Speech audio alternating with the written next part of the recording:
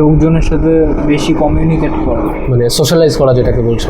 আমি নিজের জন্য আমার অত করার ইচ্ছা হয় না, পুরো ফ্যামিলির দায়িত্বই পরে একটা টাইমে আমার ঘাড়েই এসে পড়বে। ঘাড়ে বলবো না, এটা আমার কর্তব্য নেওয়াটা, কিন্তু করতেই যে হবে তাও না, যে নিজের জন্য যে করতেই হবে এরকমও না, যদি পুনর্জন্মে বিশ্বাস করে থাকো তো। হ্যাঁ হ্যাঁ, কারণ এনার্জি তো লস হয় না, কনজারভেশন অফ এনার্জিতে আমরা জানি।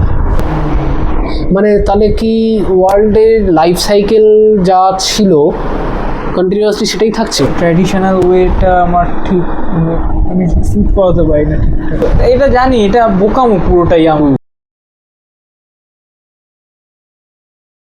দুটো এমন জিনিস বলো যেই দুটো জিনিস তুমি আগে জানতে পারলে তোমার আজকে অনেক বেটার হতো।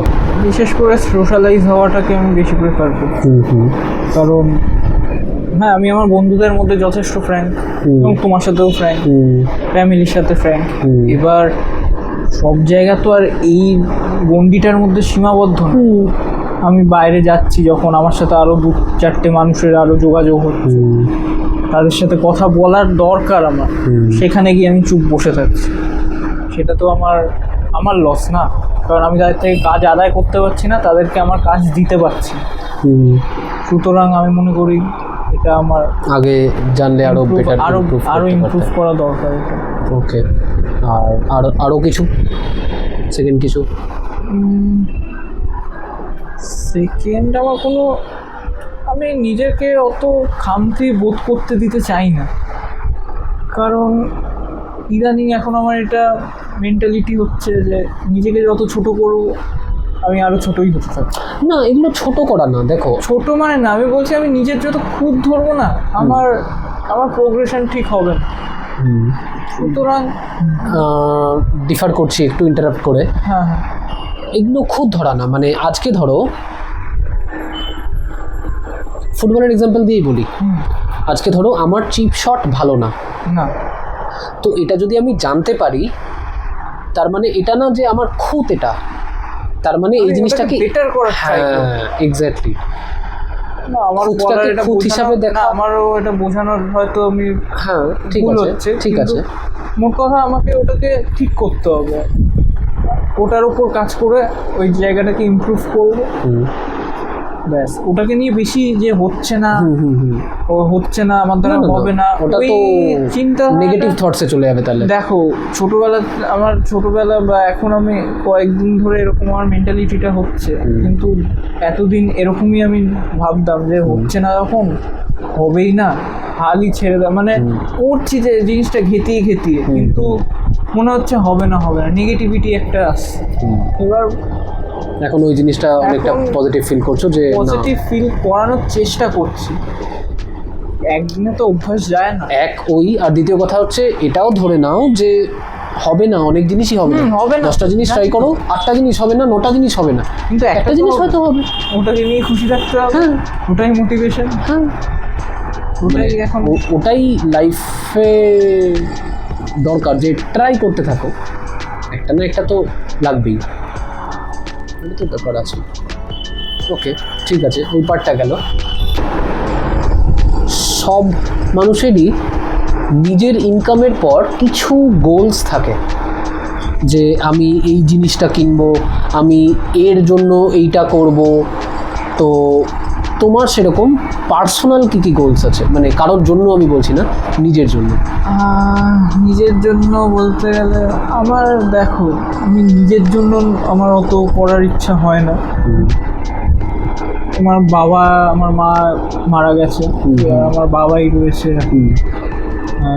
চেষ্টা করবো বাবাকে ভালো রাখার।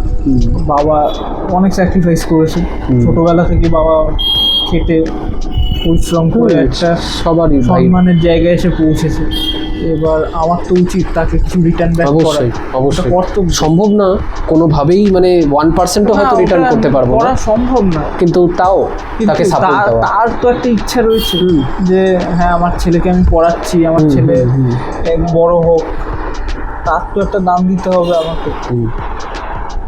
বাবার জন্য কিছু করতে পারলে আমার ভালো লাগবে, আমার মায়েরও ভালো লাগবে। মায়ের জন্য তো কিছু করা গেল না, সুযোগটা পাওয়া গেল না। পাওয়া গেল না। ঠিক আছে, স্টিল চেষ্টা করছি। বাবার তো আমার পুরো ফ্যামিলিকে আমায় দেখতে হবে, কারণ পুরো ফ্যামিলির দায়িত্বই পরে একটা টাইমে আমার ঘাড়েই এসে পড়বে। ঘাড়ে বলবো না, এটা আমার কর্তব্য নেওয়াটা। তুমি আমি ভালোবেসেই করতে এটাকে নিচ্ছ। পারবো না। আর আমার ফ্যামিলি, আমার সত্যি কথা বলতে আমার ফ্যামিলি সবার আগে। সে আমার যতই কাজ হোক বা যাই হোক, আমি ফ্যামিলিকেই আগে প্রেফার করি।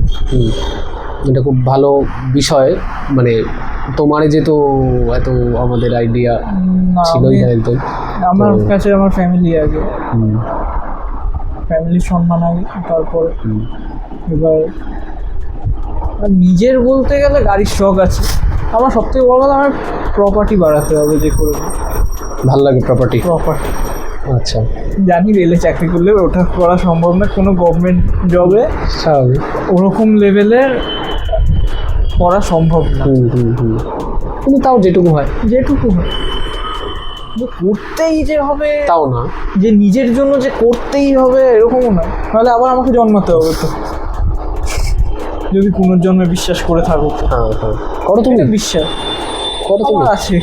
আচ্ছা, কারণ এনার্জি তো লস হয় না। আমরা যে বেঁচে আছি এটাও তো একটা এনার্জির মধ্যেই পড়ে, কনজারভেশন অফ এনার্জিতে আমরা যে। আচ্ছা শোনো, মানুষই হবে তেমন কোনো মানে নেই।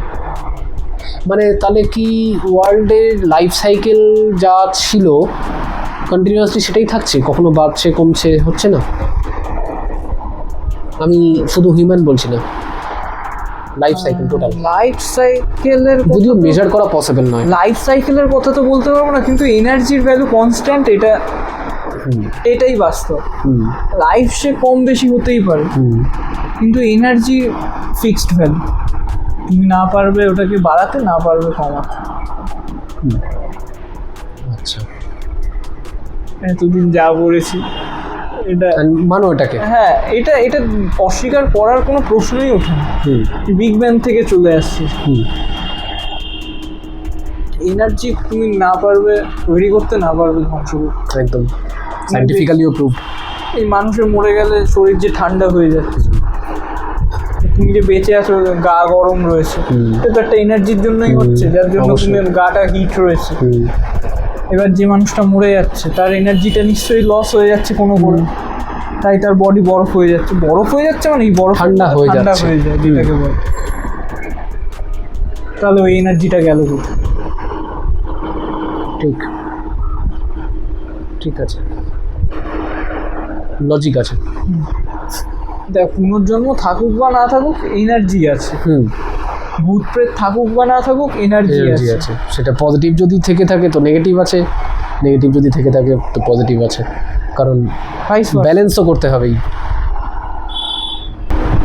ঠাকুরে মানো?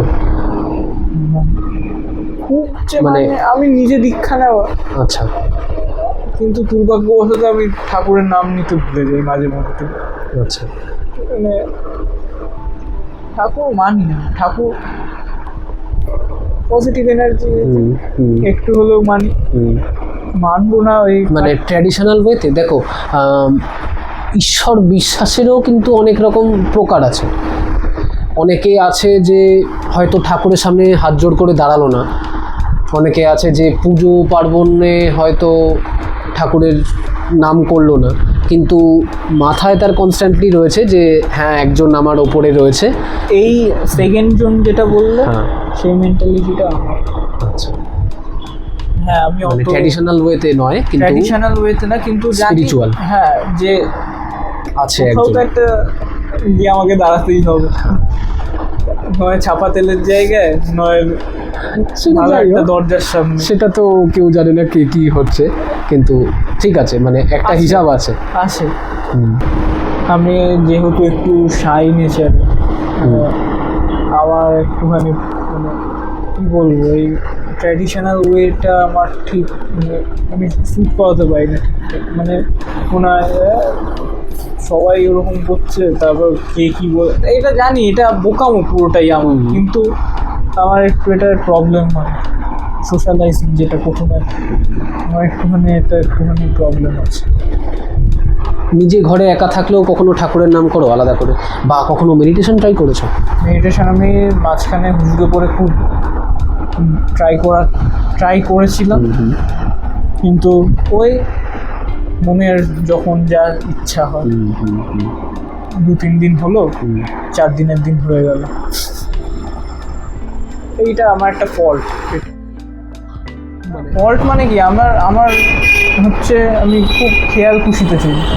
হ্যাঁ ঠিক আছে, মানে এগুলো এক একজনের না, এবার এত বেশিও খেয়াল খুশিতে চলা ঠিক না, যাতে তোমার হ্যাঁ স্টেবিলিটিও কিছুটা দরকার, না আসে, হ্যাঁ ফ্লো কিছুটা দরকার। তবে দেখো, মানে আমার যেটুকু আইডিয়া, তোমাদের এখন এক্সপেরিমেন্টাল ফেজ টোটালটা, মানে তোমরা এখনও নিজেকে চেনো না, তো তোমাদের এখনও অনেক প্রসেস করার পর নিজে বুঝতে পারবে যে আচ্ছা আমার এই জিনিসটা ভালো লাগে, আমার এই জিনিসটা খারাপ লাগে, এইটা আমার শরীরের জন্য ভালো, এইটা আমার শরীরের জন্য খারাপ, এই ডিফারেন্সিয়েটটা করতে পারবে। যখন করতে পারবে তারপরে গিয়ে বুঝবে যে তোমার জন্য মেডিটেশনটা কিনা। কিন্তু তাও কোনো একটা গুড হ্যাবিটকে অ্যাডপ্ট করার জন্য যে কনসিস্টেন্ট, এটা তো গুড হ্যাবিটের মধ্যে পড়ছে না আমার, এটাকে আমার অ্যাডপ্ট করলে আমার লাভ। হ্যাঁ, সুতরাং সেটা মেডিটেশন অনেক স্কুল রয়েছে, অনেক জায়গায় করায়, কিন্তু আমি কখনো যাইনি, ইচ্ছা আছে আমার একবার যাওয়ার। এইগুলোর জন্য অত স্কুল টুলের আমার মনে হয় না কোনো দরকার হয়, এইগুলো পুরো নিজের ইচ্ছা। না, কিছু টেকনিক্স রয়েছে, টেকনিক আছে, কিন্তু আমার মানে আমি শুনেছি নিঃশ্বাসের ব্যাপারটা অনেক ভাইটাল বিষয় এখানে, নিঃশ্বাসের কাউন্টিং, যেটা মেডিটেশনের মেইন। তো আমার বিষয়টা যথেষ্ট ইন্টারেস্টিং লাগে। আমি বসেছি, মানে আমিও খুব একটা মেডিটেশন করি বা মেডিটেশন ভক্ত এরকম টাইপের নই, কিন্তু ভালো লাগে শান্ত হয়ে কোথাও বসলাম, কোনো ডিস্টারবেন্স নেই সেখানে, ভালো লাগে বিষয়টা, এনজয় করি আমি।